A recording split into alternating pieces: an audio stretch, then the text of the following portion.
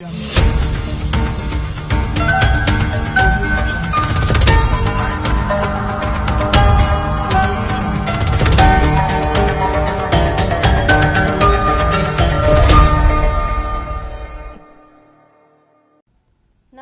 मैं निवेदिता राठौर स्वागत करती हूं आपका मयूर न्यूज पर। आइए रुख कर लेते हैं आज की मुख्य खबरों की ओर।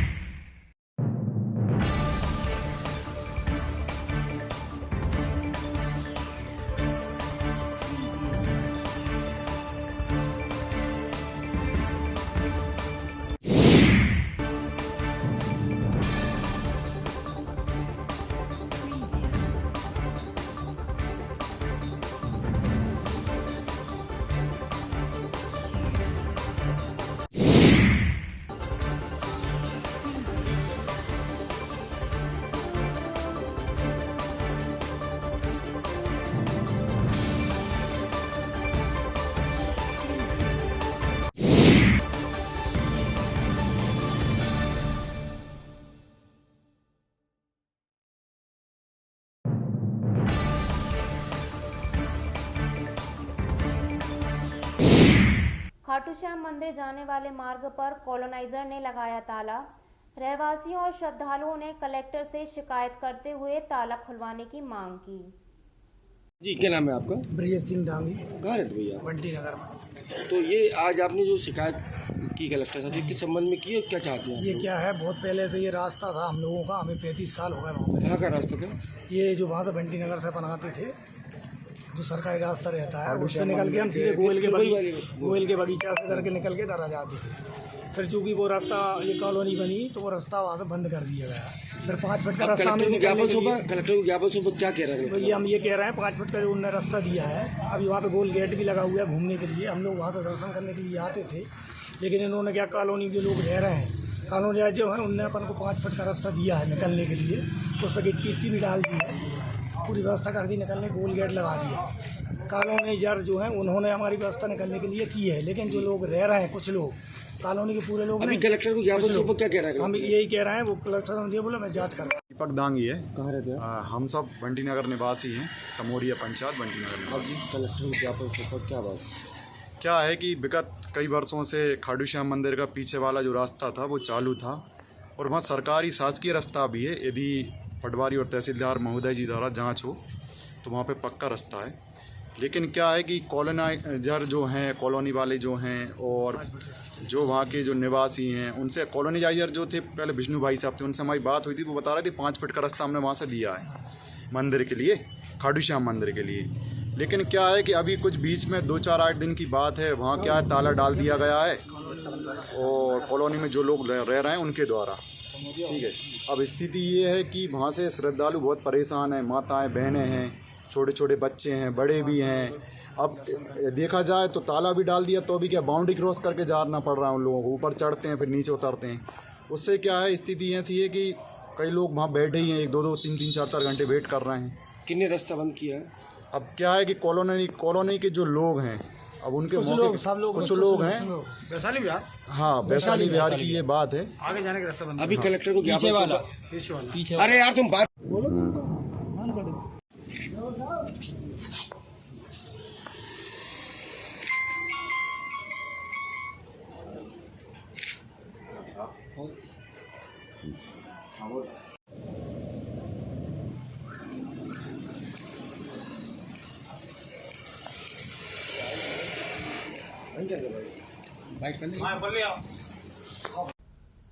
विदिशा विधायक शशांक भार्गव और कांग्रेस के पार्षदों के साथ पदाधिकारियों ने कलेक्टर को सौंपा ज्ञापन। नगरपालिका द्वारा परिषद की मंजूरी के बगैर जलकर में 2 गुनी वृद्धि करने और उसे वापस लेने पर जताई आपत्ति। आज कल समाचार पत्रों के माध्यम से और अधिकारियों के माध्यम से जानकारी मिली थी कि नगर पालिका परिषद ने 100 रुपये से बढ़ाकर 200 रुपये जल कर वृद्धि कर दी है। हमने नियम को देखा तो उसमें यह है कि 15% एक बार में वृद्धि कर सकते हैं, उससे ज़्यादा वृद्धि नगर पालिका को भी अधिकार नहीं है।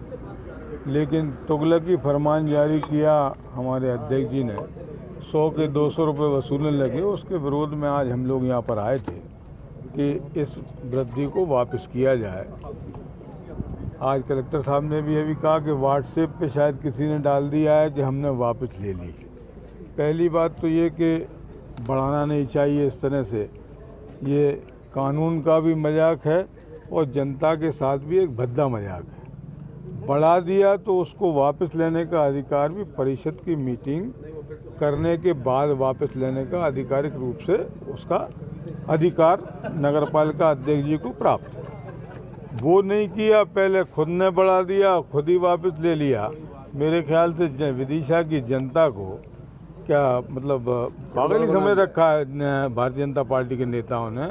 मेरा आपके माध्यम से माननीय अध्यक्ष महोदया से निवेदन है कि आप खुद के दिमाग का प्रयोग करके नगरपालिका में निर्णय लें। रिमोट कंट्रोल जो आपका चल रहा है उनके दिमाग से चलोगे तो वैसा ही होगा जैसा पहले हुआ है। ये मेरा माननीय अध्यक्ष महोदय से निवेदन है। और जो भी काम हो कानून के दायरे में हो, देश कानून से चलता है, तुगलकी फरमानों से नहीं चलता। लेकिन जनता के साथ एक भद्दा मजाक किया उन्होंने आज, उसके लिए हम लोगों को कलेक्टर साहब पास निवेदन करने आना पड़ा। और हम तो कलेक्टर साहब को धन्यवाद देते हैं कि जैसे ही हम उनके पास आने का जो हमने व्हाट्सएप डाला तो अनंत फनन में उन्होंने लिख दिया कि हमने वापस ले लिया। मजाक कर रहे हैं।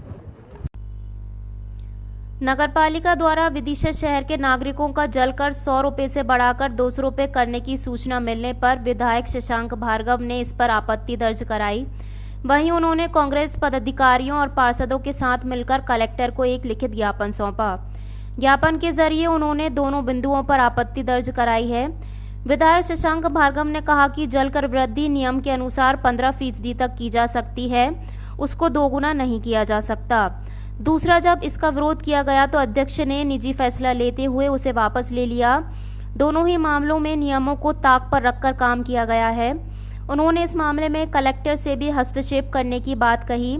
हालांकि जब कलेक्टर के सामने बात रखी गई तो उन्होंने जलकर वृद्धि को वापस लेने की जानकारी से अवगत कराया और से वापस ले लिया, लेकिन वो काम तो उन्होंने किया नहीं। एकदम हमारी पोस्ट पाके कि आपके पास हम जा रहे हैं और अनंत फनन में स्थगित कर दिया।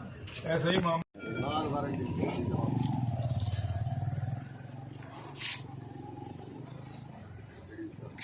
चल गया। नगर पालिका तेरी तानाशाही नहीं चलेगी, नहीं चलेगी। अरे नगर पालिका की तानाशाही नहीं चलेगी, नहीं चलेगी। गुजरात में भाजपा द्वारा पूर्ण बहुमत से सरकार दोबारा बनाने पर माधवगंज पर भाजपा पदाधिकारियों और कार्यकर्ताओं ने मनाया जश्न। 2023 में विधानसभा चुनाव और 2024 में लोकसभा चुनाव में भी जीत का जताया भरोसा। गुजरात में विधानसभा चुनाव के परिणाम आज सामने आए, जिसमें भारतीय जनता पार्टी ने एक बार फिर पूर्ण बहुमत के साथ सरकार बनाई है। इस जीत पर जश्न मनाते हुए भाजपा के कार्यकर्ताओं ने माधवगंज पर आतिशबाजी चलाई और मिठाइयां बांटी। इस दौरान भाजपा के पूर्व नगरपालिका अध्यक्ष और प्रदेश कार्य समिति सदस्य मुकेश टंडन सहित बड़ी संख्या में भाजपा के कार्यकर्ता, पदाधिकारी और जनप्रतिनिधि मौजूद रहे। वक्ताओं ने आगामी 2023 में मध्य प्रदेश में फिर शिवराज सिंह चौहान के नेतृत्व में सरकार बनाने और 2024 में होने वाले लोकसभा चुनाव में केंद्र की सरकार बनाने का दावा किया है। गुजरात में इतिहास रचा है। माननीय मोदी जी, माननीय अमित शाह जी के नेतृत्व में जिस प्रकार से भारतीय जनता पार्टी को अभूतपूर्व सफलता गुजरात में मिली है, वास्तव में गुजरात की जनता धन्य है जिन्होंने देश के दो नेताओं के आह्वान पर गुजरात को एक तरफा कर दिया। आज़ादी के बाद पहली बार ऐसी स्थिति बनी है जब इतने भारी बहुमत के साथ गुजरात में भारतीय जनता पार्टी सरकार बनाने जा रही है। वास्तव में जनता ने विकास में, जनता ने स्थायित्व के लिए, जनता ने नीतियों के लिए भारतीय जनता पार्टी को चुना है। आज दुनिया में सबसे ताकतवर नेता के रूप में अगर उभरना है तो माननीय नरेंद्र मोदी जी उभर रहे हैं। उनकी जो माननीय मोदी जी की जो कार्यशैली है और उनके रहते हुए देश ने जो विकास किया है, गुजरात की जनता ने उस पर सील लगाई है। मैं गुजरात के सभी हमारे मतदाताओं को, सभी कार्यकर्ताओं को धन्यवाद देता हूं, बधाई देता हूं कि वास्तव में उन्होंने जो निर्णय किया है, वो निर्णय की यात्रा जो उन्होंने शुरू की है, वो आने वाले समय में 2023 में हमारे 3 राज्यों में चुनाव होना है, मध्य प्रदेश, छत्तीसगढ़ और राजस्थान, यहाँ भी भारतीय जनता पार्टी प्रचंड मतों से तीनों राज्यों में सरकार बनाएगी। माननीय मोदी जी के नेतृत्व में एक बार फिर 24 में परचम जो है पूरे देश में भारतीय जनता पार्टी का फहरेगा। विदिशा के सभी कार्यकर्ता मिलकर आज जश्न मना रहे हैं, सब खुश हैं, सब प्रफुल्लित हैं और माननीय मोदी जी को सब बधाई दे रहे हैं।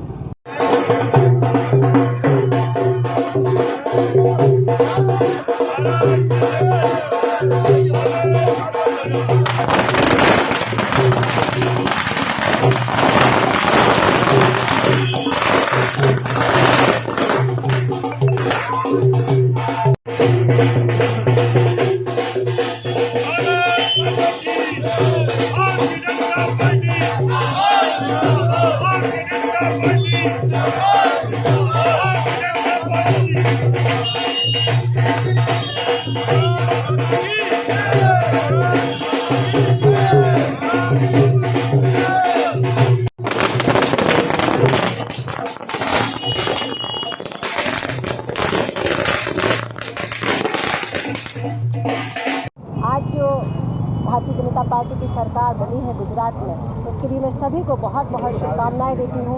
भारतीय जनता पार्टी की सरकार विचारों की सरकार है, विकास की सरकार है। जो भारतीय जनता पार्टी की सरकार ने नरेंद्र मोदी जी के नेतृत्व में जो विकास के कार्य किए हैं, आज उस विकास की जीत हुई है। वास्तव में भारतीय जनता पार्टी एक रीति और नीति की सरकार है, जिसने हमेशा अंतिम छोर में खड़े हुए व्यक्ति की चिंता की है। जो माननीय श्यामा प्रसाद मुखर्जी और पंडित दीनदयाल उपाध्याय जी की जो विचार थे, उसको लेकर जो भारतीय जनता पार्टी का अंकुरण हुआ था, आज वो वट वृक्ष के रूप में पूरे देश में स्थापित है। और उस विचार को लेकर आज जो हमारी सरकार बनी है गुजरात में, उसके लिए मैं सबको बहुत बहुत बधाई देती हूँ, सबको बहुत बहुत शुभकामनाएं देती हूँ। आने वाले 2023 और 24 में चूँकि मध्य प्रदेश के भी अब चुनाव सामने हैं, चूँकि हम चुनावी मोड में आ चुके हैं, निश्चित तौर पर हमारे जो मुख्यमंत्री हैं शिवराज सिंह जी चौहान बहुत ही हमेशा गरीब तबके की चिंता करने वाले, हर वर्ग की चिंता करने वाले ऐसे मुख्यमंत्री हैं। निश्चित तौर पर 2023 में भी अब मध्य प्रदेश में भारतीय जनता पार्टी की सरकार बनेगी और 24 में भी हम फतह करेंगे। केंद्र में भी हमारी पुनः बीजेपी की सरकार बनेगी और इसके लिए मैं सबके लिए बहुत बहुत शुभकामनाएं देती हूँ, बधाई देती हूँ। जय हिंद, जय भारत। भारतीय जनता पार्टी जिंदाबाद जिंदाबाद, भारतीय जनता पार्टी जिंदाबाद जिंदाबाद। मध्य प्रदेश की शान है, शिवराज सिंह चौहान है, भारत माता की जय। अब हमारी बहन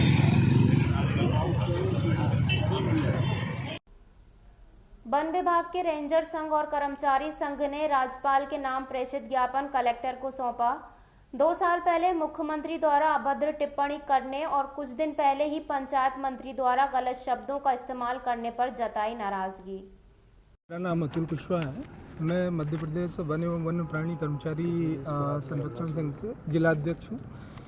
आज हम लोगों द्वारा माननीय राज्यपाल महोदय जी को माननीय कलेक्टर सर के माध्यम से ज्ञापन दिया गया है।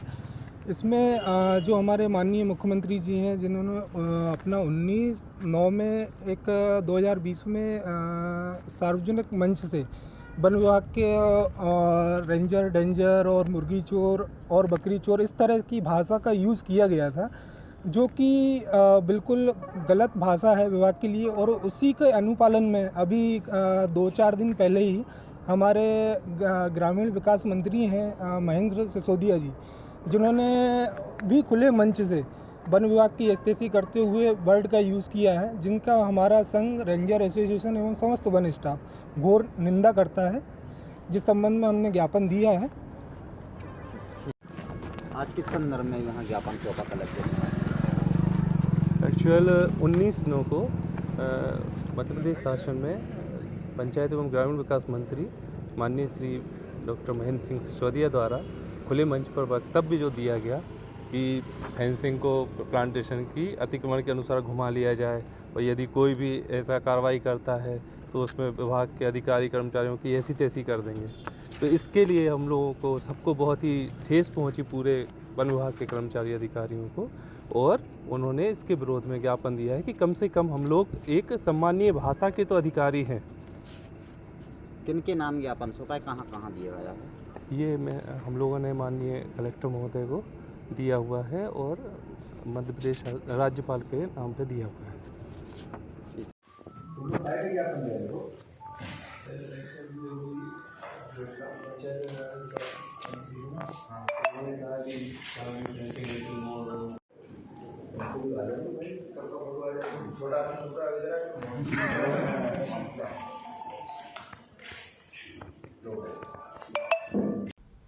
हलाली डैम और सलूज के नजदीक मिली अज्ञात शव की हुई शिनाख्त।